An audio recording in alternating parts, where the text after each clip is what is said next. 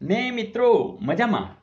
મિત્રો આપણે અગાઉ લેવાયેલી જીએસસીએસએલ ડેપો મેનેજરની 2016ની પરીક્ષાના પ્રશ્નમાંથી મેથ્સની અંદર જે વૈવિધ્યસભર સમ્સ પૂછાયેલા છે એમાં આપણે નજર કરીએ અને નવી નવી વાતોને શીખતા જ જઈએ. અને તમને લોકોને ખબર છે કે એક વખત જો તમે દરેક સમ્સમાં નજર કરી લીધી હોય તો ધેટ મીન્સ કે તમે આવેલા જ છો. દરેક સમ્સના તમને પૂરેપૂરા ગુણ મળે છે. તો મિત્રો જોઈએ આજના આ બધા પ્રશ્નો. જેમ કે એક સંખ્યાના 30% 12.6 છે તો તે સંખ્યા શોધો. આપણે જાણીએ છીએ કે એક સંખ્યા ધારો કે x છે, બરાબર, ધાર લીધી એટલે x છે જવાબ શોધશું એટલે એ x છે એનો જવાબ, કારણ કે એ સંખ્યા તમારે શોધવાની છે. હવે એ સંખ્યાના 30%, હવે જો કોઈ પણ ના 30%, તો તમારે શું કરવાનું? ના એટલે ગુણાકાર 30 અને ટકા નહીં લખવાના, છેદમાં 16 મૂકવાના. ધારો કે 20% કીધું તો 20 ના છેદમાં 16 લખાય. તો એક સંખ્યા એટલે x ના 30% એ તમને આપી જ દીધા છે. કેટલા છે? 12.6. બસ કામ પૂરું થઈ ગયું. તો હવે x ની કિંમત જે શોધશો એ જ એનો જવાબ. તો મિત્રો ફરીથી એક સંખ્યા x એના 30% એટલે 30% અને એ 12.6 છે. બસ કામ પૂરું થઈ ગયું. તમે કહેશો 12.6 કાઢી નાખી પોઈન્ટ અને છેદમાં 10 લખી તો ચોક્કસ લખાય. કોઈ કહેશે સર આ 100 છે એ આ બાજુ છેદમાં છે તો આ બાજુ લઈ આવી તો તમને ખબર છે અંશમાં આવી છે ગુણાકારમાં.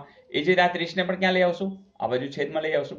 એટલે કે કામ પૂરું થઈ ગયું. આ બાજુ એકલો જ રહ્યો છે અને એ જ એની કિંમત હશે. એટલે આ બાજુ ખાલી સાદુરૂપ આપવાનું છે. જોજો એક મીંડું આ ગયું, એક મીંડું અહીંયા ગયું, અહીંયા 3 છે, 4 તેરી 12, 3 દુ 6, તો 42 જેવો જવાબ છે, જરૂર છે. તો મિત્રો છે ને સહેલું. તો આવા સમની અંદર એક માર્ક એકદમ રોકડો હોય છે. જોઈએ નેક્સ્ટ. મિત્રો પછીનો પ્રશ્ન એમ છે કે કયા ગણિત શાસ્ત્રીનો ભૂમિતિના વિકાસમાં સિંહ ફાળો છે?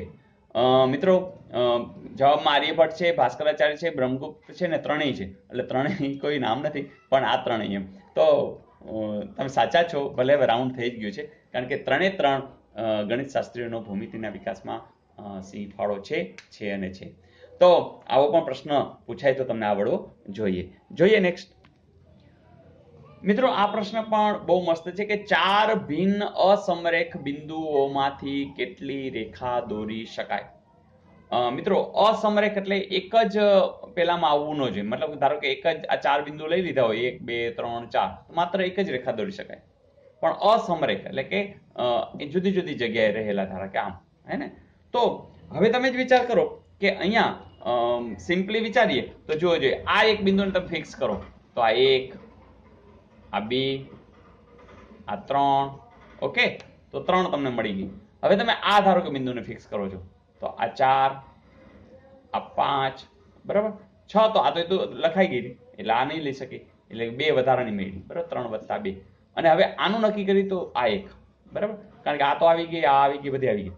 તો 3 ને 2 5 ને 1 6, જવાબ શું આવશે? 6. બીજી રીતે વિચારી કે કોઈ પણ રેખા છે એ 2 બિંદુ ફિક્સ કરો એટલે તમને રેખા મળે, બરાબર. આને આ નક્કી કરો તો તમે રેખા દોરી શકો, રેખાખંડ દોરી શકો, બરાબર. તો ફિક્સ થઈ જાય. કિરણ પર તમે ફાઇનલ કરી શકો, એક આમ થઈ શકે, આમ થઈ શકે. પણ 2 બિંદુ હોવા જરૂરી છે. એટલે કે જો તમને 4 બિંદુ આપેલા હોય અને એમાંથી 2 બિંદુની પસંદગી કરવાની છે તો 4C2, હે ને? તો તમને આની પણ ખબર છે કે એ રીતે પણ ગણતરીમાં 4 × 3 2, બરાબર, 2 × 1 આ થશે. તો જોજો, તો એ રીતે પણ 6 આવી જશે. તો રીત આ છે કે સમજણમાં લેવાનું છે કે કેવી રીતે કામ કરી શકાય. તો જે રીતે તમને ફાવી. જોઈએ નેક્સ્ટ. મિત્રો જ્યારે પ્રશ્ન છે કે રામ 30 મિનિટમાં અડધા ભાગનું કામ કરે છે તો કામનો દર શોધો. મિત્રો કામનો સંદર્ભ આપણે સમયના સંદર્ભે જોવાનો છે. તો અહીંયા જો કામ છેદમાં મિનિટ લખ્યું છે, ને? તો 30 મિનિટ તો આપી જ છે. હવે અડધા ભાગનું જ કામ કરે છે એટલે કે આપણે ખબર છે કે કામ છે કેટલું છે તો કે અડધું, અને ભાગ્યા પ્રતિ દર આપણે સમયના અનુસંધાને તો સમય કેટલો છે તો કે ભાગ્યા 30 મિનિટ. તો બસ આ જવાબ. તમે કહેશો સર 1/2 ભાગ્યા, તો મેં તમને અગાઉ કીધું હતું કે 1/2 ભાગ્યાના તમે ગુણાકાર કરી શકો, પણ જે આ જે પદ છે એને વ્યસ્ત લઈ લેવાનું. 30 એટલે 30/1, તો 1/30. તો જવાબ શું આવે? 1/60. એવું ક્યાંય છે? જરૂર છે. તો 1/60 કામ પ્રતિ મિનિટ. તો બસ આટલું સિમ્પલ. જે રીતે કામ અને બધું સમયને આપ્યું છે એની સીધું મૂકવાનું જ છે. તો આવું પણ પૂછાયેલું. જોઈએ નેક્સ્ટ. મિત્રો અહીંયા આવું પૂછ્યું છે કે 10 સંખ્યાની સરાસરી 40 છે. હવે જો તેમાંથી બે સંખ્યાઓ 20 અને 40 બાદ કરીએ તો વધતી સંખ્યાઓની સરાસરી કેટલી હશે? મિત્રો તમને ખબર છે કે સરાસરી અથવા તો મધ્યક જે કહેવાય સિગ્મા xi છેદમાં n, એટલે કે x બાર સરાસરી ધારો કે તમને 40 આપી છે અને n તમને ખબર છે 10 છે, તો આ સરવાળો કેટલો થતો હશે? તો આ 10 ને આ બાજુ લઈ જાઓ એટલે 40 ગુણ્યા 10 એટલે કે 400. એટલે કે આપણે આગળ એવું મળ્યું છે કે 1 2 3 4 આવી બધી સંખ્યા લખી હોય અને એનો સરવાળો કેટલો થતો હોય? 400. એટલે આવી 10 સંખ્યા હશે, એમાંથી બે સંખ્યાઓ 20 અને 40, ધારો કે અહીં ક્યાંક 20 લખ્યું હશે, અહીંયા લખ્યું હશે 40, એટલે કાઢી નાખી તો સ્વાભાવિક છે 20 ને 40 એટલે કે 400 માંથી 20 ને 40 એટલા ઓછા થઈ જશે. 20 ને 40 60 થાય તો એ આપણે ખબર પડી કે 340 હવે નવો સરવાળો છે. બીજી વાત કે તમે આમ ગણતા હતા કેટલા હતા? 10 હતા, હવે બે કાઢી નાખ્યા છે એટલે કેટલા છે? 8. એટલે કે આ જ વસ્તુમાં તમારે નવો જે x બાર જોતો હશે તો તમારે સિગ્મા xi નવો મળે છે. કેટલો મળે છે? 340 મળે છે. અને n હવે 10 નથી રહ્યા, કેટલા રહ્યા છે? 8 રહ્યા છે. જોજો 8 ચોક 32, પછી 20 વધશે, 8 દુ 16, 40 વધશે, 42.5 છે એવું ક્યાંય નથી.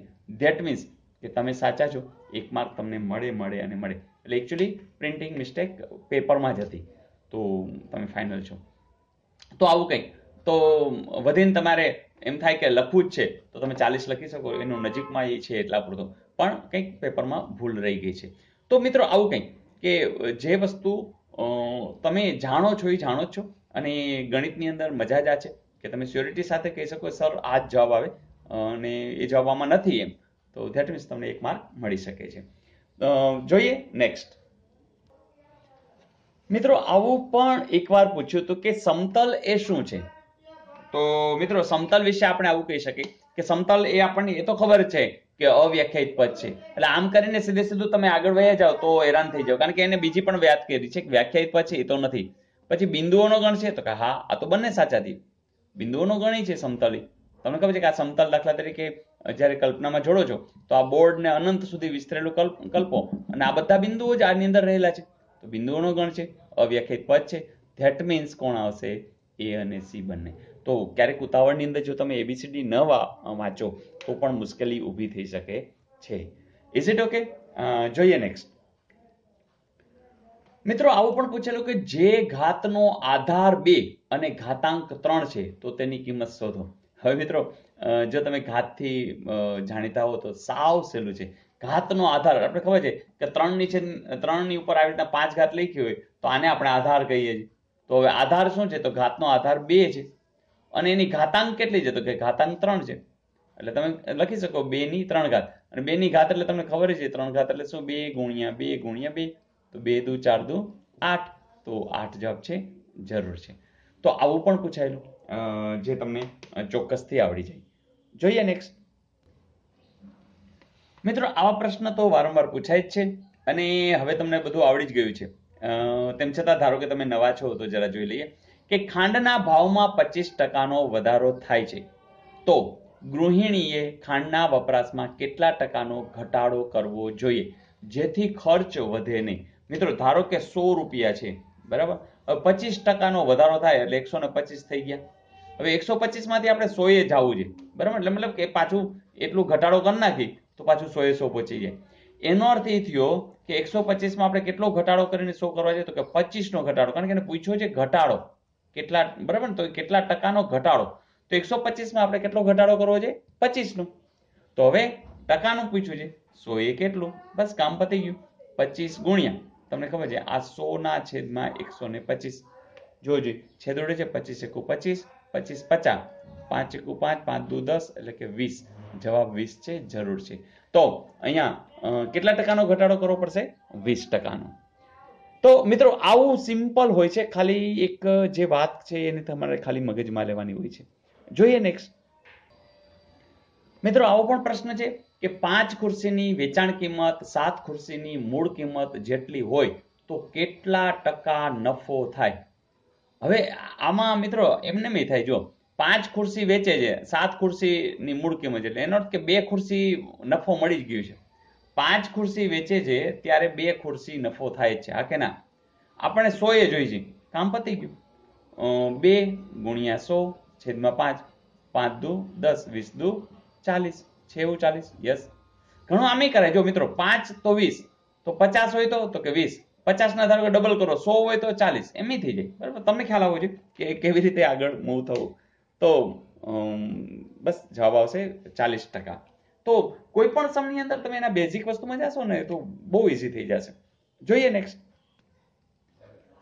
મિત્રો આ પ્રશ્ન પણ ખરેખર મજા એટલે આવશે કે બહુ વિશિષ્ટ છે કે જેમ કે એક શાળામાંથી 10 શિક્ષકોમાંથી એક શિક્ષક નિવૃત્ત થઈ રહ્યા છે. તેનું સ્થાન એક 25 વર્ષીય શિક્ષક લે છે.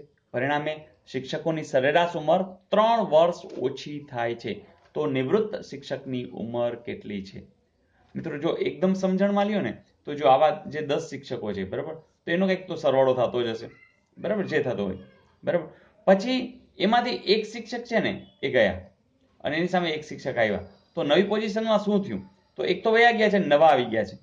તો એ છે 25 વર્ષના છે, બરાબર, એટલે એ શિક્ષક અહીં આવી ગયા અને જે અહીંયા દાખલા તરીકે 400 થતું હતું તો એ ઘટીને 3 વર્ષ ઓછું થઈ જાય છે, એટલે 400 ભાગ્યા 10 એટલે કે 40 થતું હતું. ટૂંકમાં કહેવાની વાત એ કે તમે અહીંયા 10 શિક્ષકો છે, 3 વર્ષ ઓછું થાય છે, એનો અર્થ કે 30 વર્ષ ઘટી જાય છે. સરવાળો કેટલો થઈ જાય છે? 30 વર્ષ ઘટી જાય છે.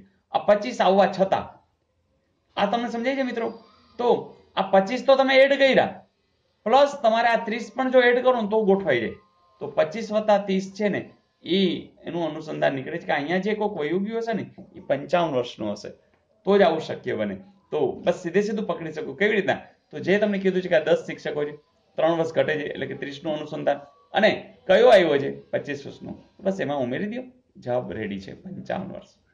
તો બેઝ છે પકડશો તો તમે કદાચ કઈ આવું કરવું જ નહીં પડે, તમે આમાંથી સીધે સીધું જોઈ શકશો અને આવડી જશે. તો મજા આવી દોસ્તો, મજા કરતા રહેશો.